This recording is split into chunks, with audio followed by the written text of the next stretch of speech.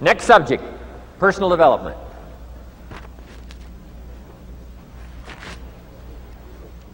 Some of the things Mr. Shoaff taught me starting at age 25, some things came quickly, some things came easily. Setting goals, that was easy. We're going to talk about that later on. But this one I had to struggle with, personal development. It was hard for me to give up my old blame list.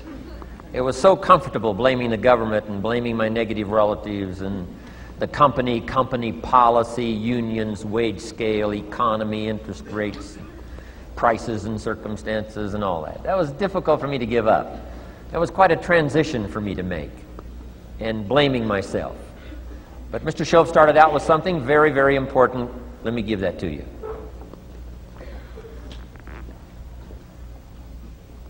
He said, it's not what happens that determines the major part of your future.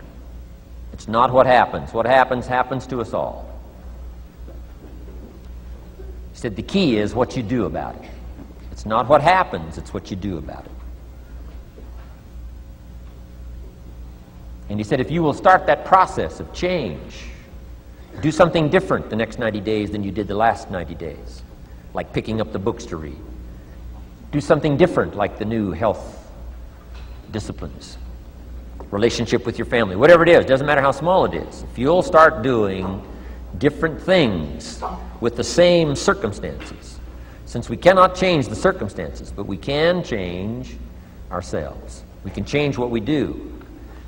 And then he gave me another secret to success when he said, what you have at the moment, Mr. Rohn, you've attracted by the person you've become.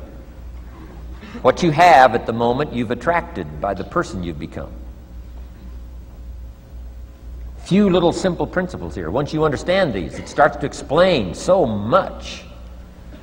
Now, sometimes it's a little tough to take, blaming yourself instead of the marketplace, taking responsibility instead of putting it off on someone else. That transition sometimes is a challenging mission. And this one was a little tough for me. He said, Mr. Rohn, you've got pennies in your pocket, you've got nothing in the bank, the creditors are calling, you're behind on your promises. And he says, here's how that occurs. You've attracted, up until now, you've attracted the things to you because of the person you've become. Now I said, well, how can I change all that? He said, very simple. If you will change, everything will change for you. You don't have to change what's outside. All you've got to change is what's inside. To have more, you simply have to become more. And then he said, don't wish it was easier, wish you were better. Don't wish for less problems, wish for more skills. Start working on yourself, making these personal changes. And he said, it'll all change for you. So let's talk a little bit about personal development. That extraordinary adventure I undertook starting at age 25. And I've never ceased that adventure. I'm still going for it in the 90s. I want to get better and better. I want my craft to get better, my business operations to get better, the things I do to get better.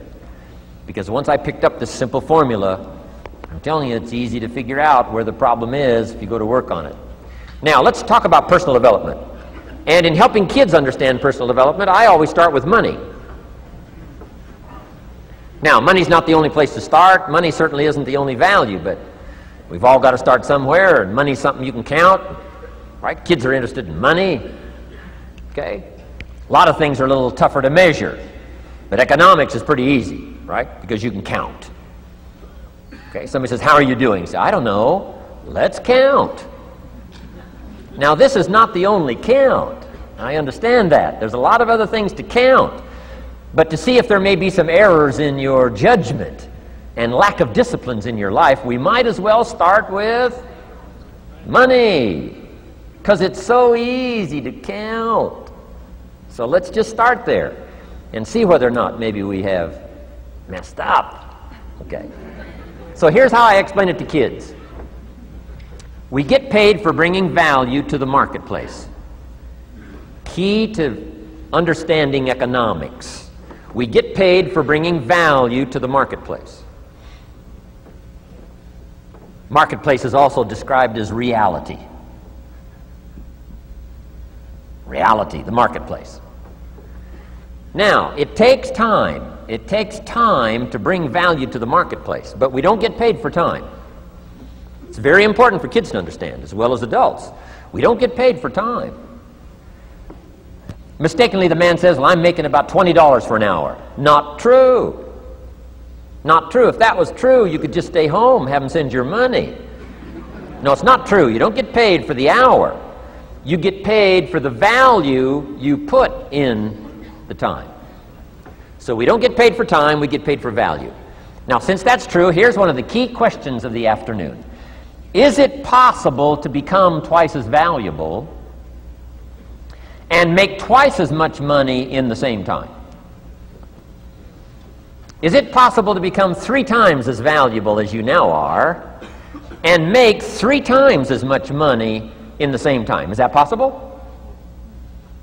Of course. If you want to really emphasize something, that's a good phrase, Stuart. Of course. Of course. Okay.